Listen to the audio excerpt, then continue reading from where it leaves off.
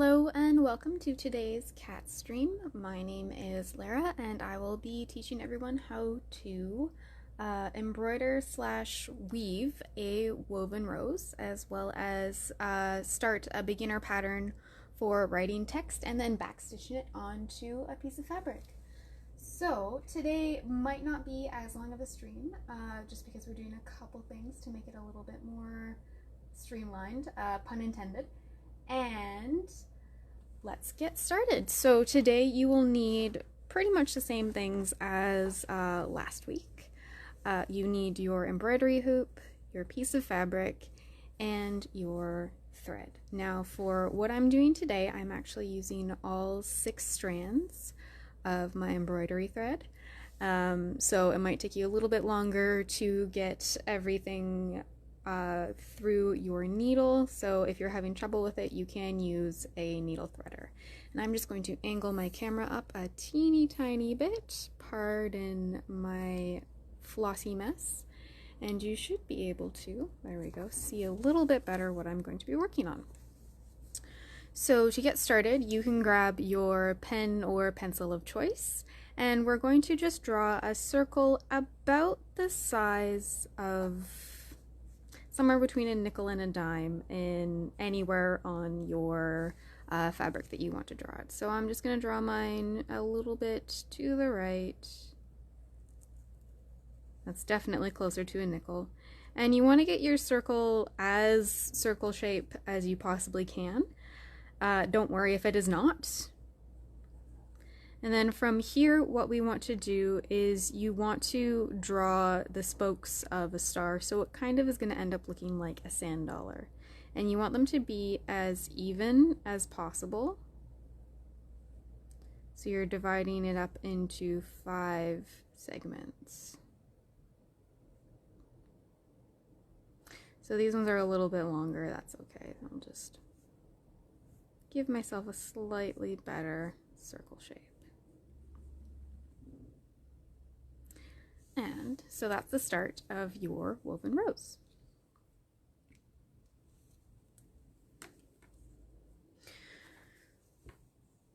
So for the beginning, this is where we're going to be actually doing the embroidering. So at the end of one of these little spokes where your rose is, and I can move a little bit closer here.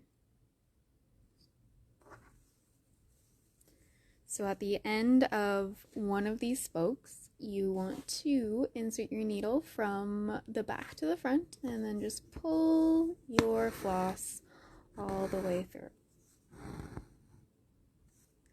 And you may have a slightly harder time pulling your floss through just because you're working with more strands. You can do this with less strands, but when you're working on a woven rose, when you finish them, I'll actually show you the finished one over here. So when you're working on them, the thinner your yarn is, the longer it's going to take you to finish up everything. So just be careful of that. Okay, so we're at our spoke. So we're going to go here and then we go right into the center of our circle. So right in the center, and then you pull through. And you're going to repeat that 4 more times for each of the spokes. So you go to the end.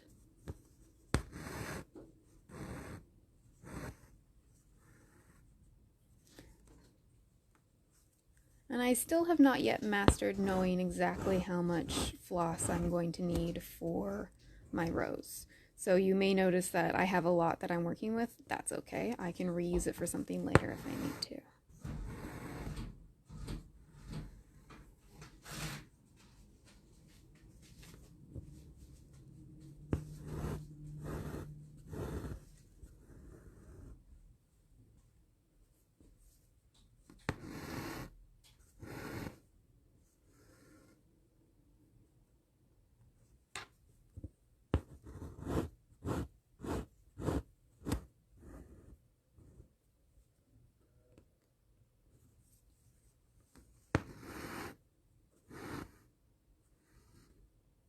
Okay, and here is our last one.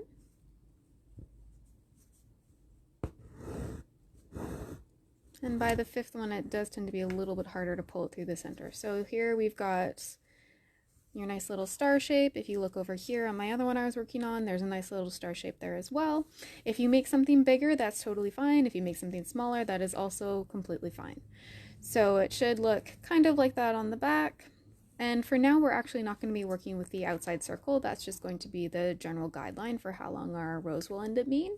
So we're actually going to poke our needle through just to the side of one of these spokes, and we're just going to pull it through. And this is where the weaving part starts. So what you can do with your needle is, instead of holding it and using your nice and sharp pointy end, we're going to actually turn it around. And while we're weaving, we're actually going to go with the eye of our needle first. And so that just prevents it from catching on the sharp pointy tip, and so you're not accidentally sewing through any of the threads. So to weave your rows, you're going under and over, kind of like if you've done any basket weaving, it's a little bit like that. So I've started here, and so I am going to be weaving counterclockwise. You can go the other way. It's whichever way is more comfortable for you. I always find that going counterclockwise works better for me. So I'm going to go over my first spoke right here, and then I'm going to go under my next one. So we go over and then under, and to go under, you just take the eye of your needle, careful that you don't poke yourself with the other end, and then you just weave it under right there.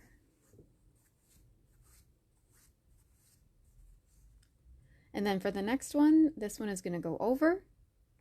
So I've just gone under here, so I'm going to go over and then under. Oops. And be careful that you don't have anything floating around that you may or may not catch on what you're working on. So I just went under. The next one is going to be over. So we're gonna go over here, and then we're gonna go under the next one. So you're basically going under every second spoke to break it down.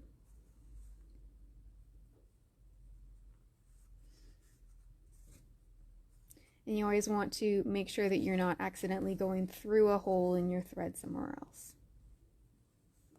So yeah, that one's gonna go over. Oop, got my needle turned around. And then we'll just go under. So I don't know about you guys, but I have noticed that I am binging a lot more TV, especially when I am working on embroidery or other stitching at home. My go-to show has been Buffy the Vampire Slayer. I've been watching that since I've been about 16 or so. And I was wondering what everyone else has been watching to keep busy or keep entertained while they're stitching, or maybe you're one of those really talented people who can actually read a book and listen to something at the same time. Maybe you've taken up another hobby where you can watch things or read things.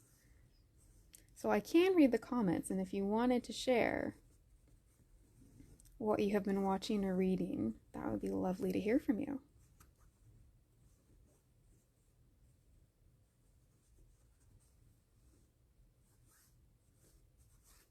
So we just keep following with that pattern, under, over, and then when you pull it through, you actually start to get that rose shape, and that's the one that's over here.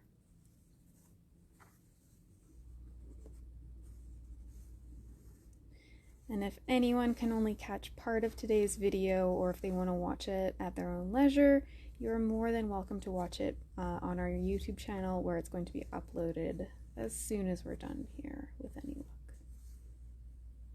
I have hopefully worked out all of our kinks with the YouTube channel.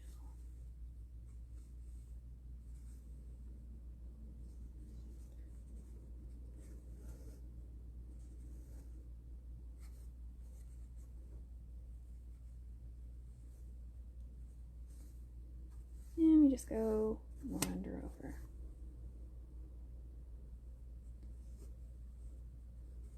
Oops.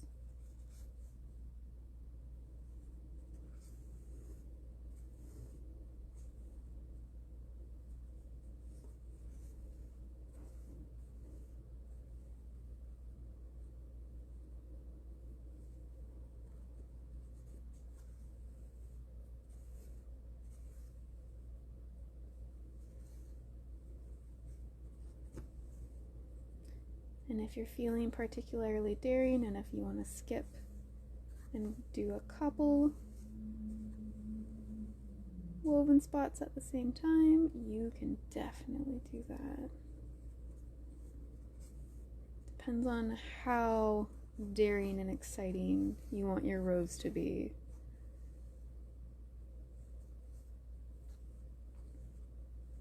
So we just go under. And you can see that as it starts to build up, it does actually become a little bit more three-dimensional. So all of the woven parts are going to be they're going to pop a lot more, and the end product is going to be usually quite big both in diameter and in height. So these are really fun if you want to do like a little embellishment on if you have a plain hat or something at home.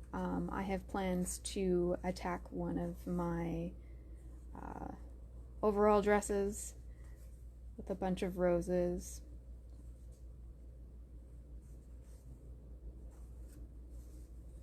And the fun thing about these too is if you do end up with a hole in your clothing,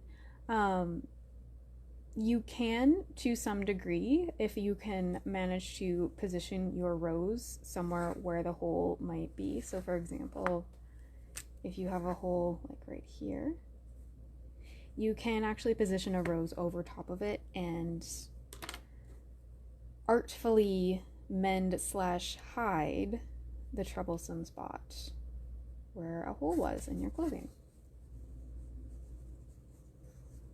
And that's the fun thing with embroidery, is that if you need to fix something, you can make it pretty in a different way by using embroidery.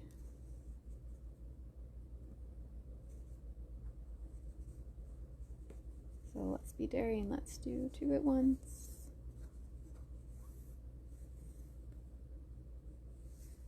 And then I've kind of reached the end there of my yarn, or my floss, so I'll need to move it down a little bit.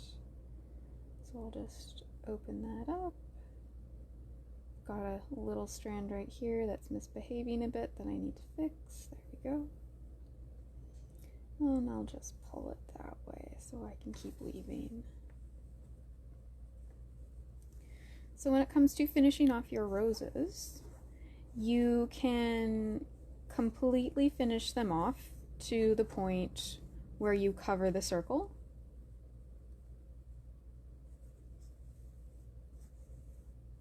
And what that looks like, if you look at my other one here. So there is one hidden spoke that's kind of peeking out, but for the most part, they're all nicely covered. And then anywhere that you see a hidden spoke, you can use backstitch to create a leaf. And that way you can hide that. Oops, I goofed up. So if you find that you do accidentally go through the wrong hole, as I just did, you can just pull it out by feeding it back through where you did, and it's a really, really easy fix. The roses are very, very easy entry level. You don't have to be paying 100% attention to them, but you do want to be paying about 80% attention.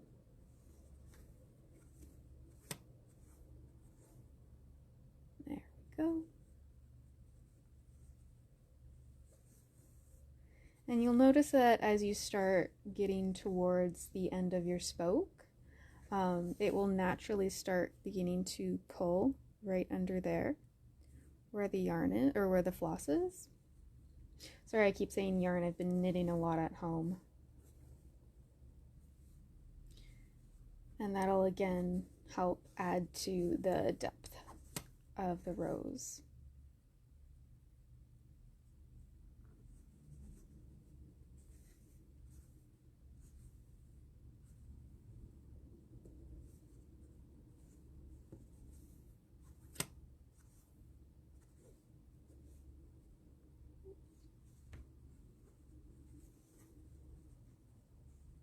So if you find that you've got a little piece of floss that's trying to go over top, you can just pull it a little bit tighter and it should tuck in quite nicely under the rest of it.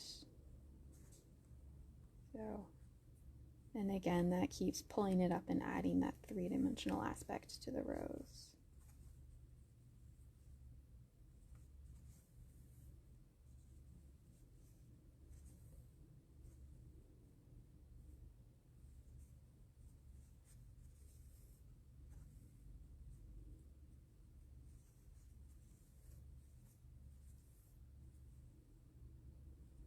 Oops.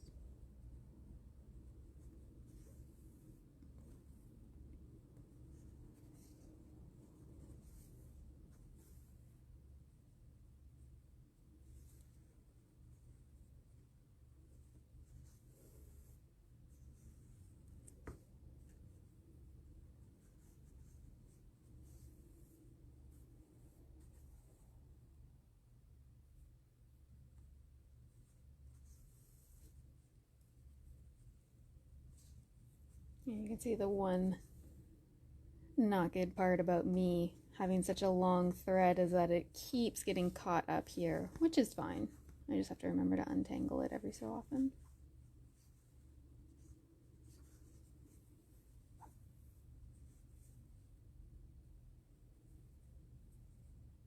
And it looks like this one is very close to being done.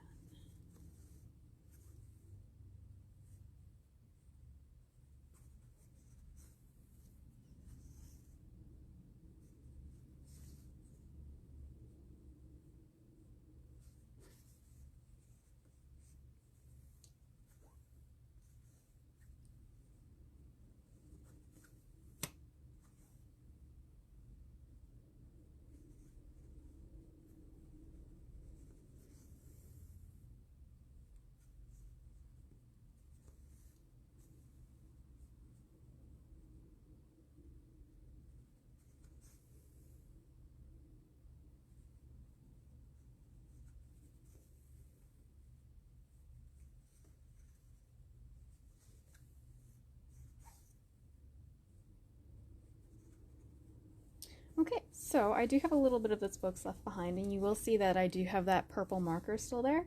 The marker that I am using is an air erase one, so it will disappear after a little bit of time. Oops, got a bit of a knot going on there. And so what you want to do is find a spot. You can see I've chosen one right by the spoke where you can feed your needle in. So I went in right there. And so you can finish off your rows. I am always a fan of large chunky knots. That way I can cut them out really easily and I don't have to hide them. So I'm just going to knot this part right here.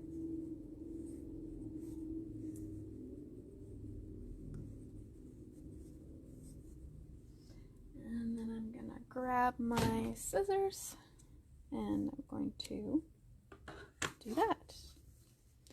Now, depending on what you feel like doing, there's a few ways that you can embellish this. So one way that you can embellish your rows is by, if you remember from last week, we did a bit of French knotting. So you can do a French knot on your rows in the center, or you can do a couple of them, and that'll give it a nice little add on to it. So I'm going to use yellow for that. And for French knots, we only want to use about half of our strands. So there's the 3.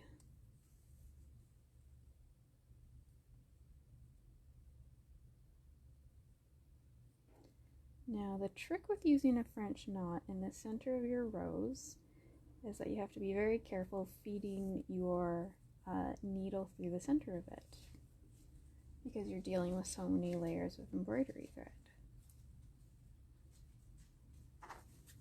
So you want to go through, make sure you're going through the center or just beside it. And there you are. So it's going through the center right there. And so pull through. And carefully, carefully, carefully pull through so you don't push any of the layers there. Now to do your French knot, remember from before, you take the end of your needle and then with this hand, so for me I'm using my left hand for this, so you want to swap and be holding the needle. I'll do it right-handed the first time.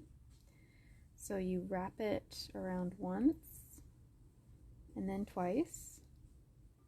Make sure you're holding that thread right there so it doesn't slip off. Put the tip of your needle back into where you want to go. And that's when you pull those little loops that you had, and you pull and you hold them. And then you want to push your needle through. Make sure everything's staying nice and taut, nice and taut, nice and taut. And you pull, pull, pull, pull, pull. And right there you can see that nice little French knot. So if you want to make a slightly bigger one, you can do the same thing. So you go through from the back, go up into the center. I'm going to do this one left-handed. So instead of just doing 2 wraps, so 1, 2, you can do a third one, and this is going to make your French knot a little bit bigger.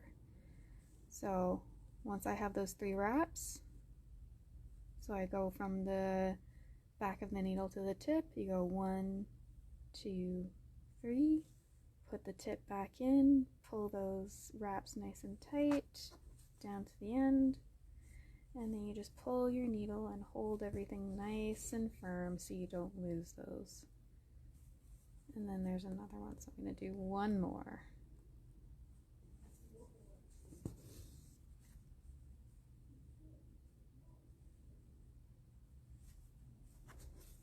And instead of doing just 3, you can do more than that. For now, I'm only going to do 3. Oh, there we go. Almost lost my other little one there. So there's my nice 3 French knots. And so I'm going to tie this guy off again. There's that.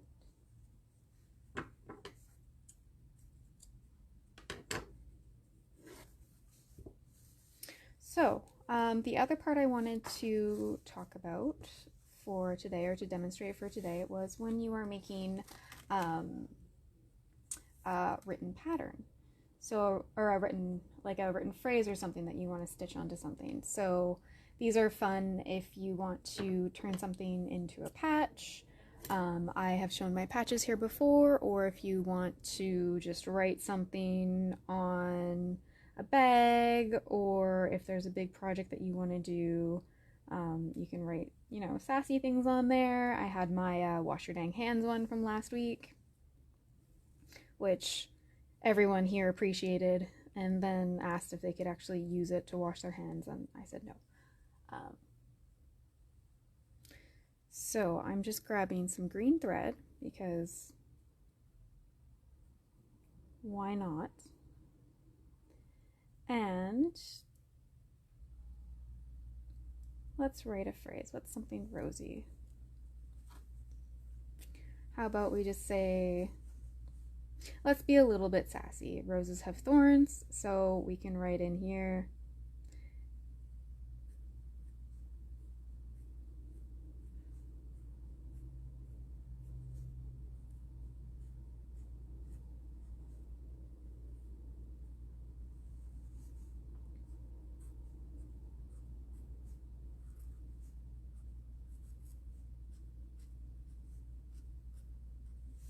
if it was a cactus, I could say feeling prickly.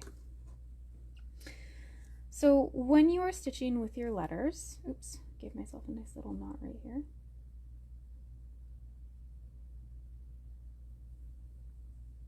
When you're stitching your letters, depending on the size of them, you can use less or more of the embroidery threads. So I'm using 3 again here, just because I'm used to 3, so I always use 3.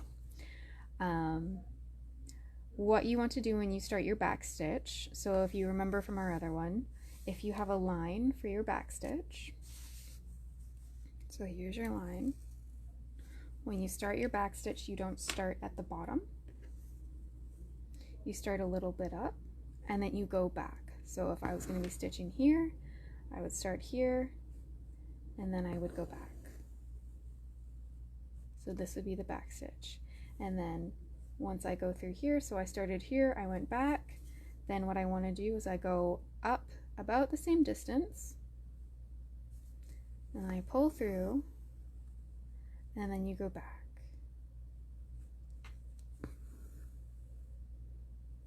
So the same thing, the same principle applies when you're working on your lettering. You start just up from the end of a letter,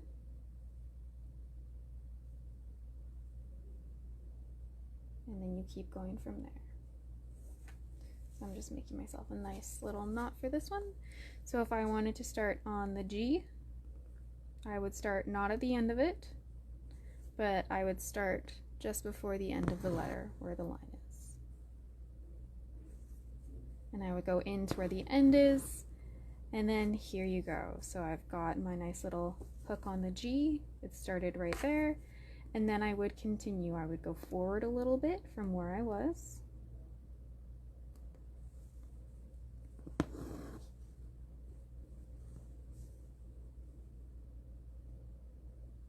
And then go back, and wherever I went in for my first stitch up there, you want to make sure the stitches are connected, so you're going into the same hole that that stitch came from. And there's another part of the G. So when you're working with lettering, you want to make your stitches a little bit smaller, so not as wide as the one that I just did over here. And you always want to make sure that you're connecting them into the same hole.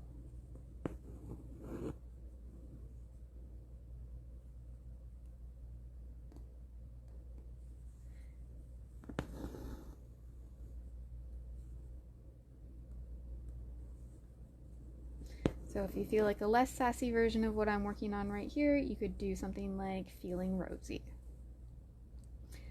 So when you're back stitching along here, you just go in,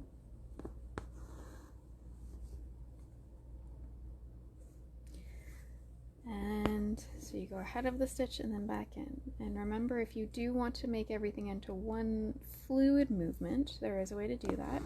So you make sure that your needle's on the top side of the fabric, just like this, and then instead of going in and just the one in, so you go in and then you bring your needle up, and then you mark where you want to end up on the other side, and that'll give you a nice smooth movement to finish the whole stitch. And that's how you do that. So you go back into the hole that it came out from the previous stitch, back into that first hole, and then you find where you want to go on the next one. So there's the G, so we're going around the edge of the G, and there you go. So I'm not going to finish all of these letters on stream, but I do encourage you definitely to try writing a few things out while you're at home. Can be any phrase, it can be a word, you can have a whole sentence or a whole quote on there. Because the nice thing with embroidery is that if you have a pencil or a marker like this, and if you know some few basic stitches, you are definitely able to draw anything that you want and then stitch across it. So if you get to the point where you know an artist friend who, again, they want to draw something for you, you can actually stitch something that someone else has created with their permission, of course. Just write or recreate the pattern or recreate the phrase, and you can go straight ahead and start stitching it. If you have any questions, you can comment here, or you can feel free to contact us. You can reach us by phone 250-770-7781, or you can email me at lharker@summer.com, so lharker@summer.com. Happy stitching, and if you want to show anything that you've created, you can link it in the comments below. Thank you. Have a good day. Bye.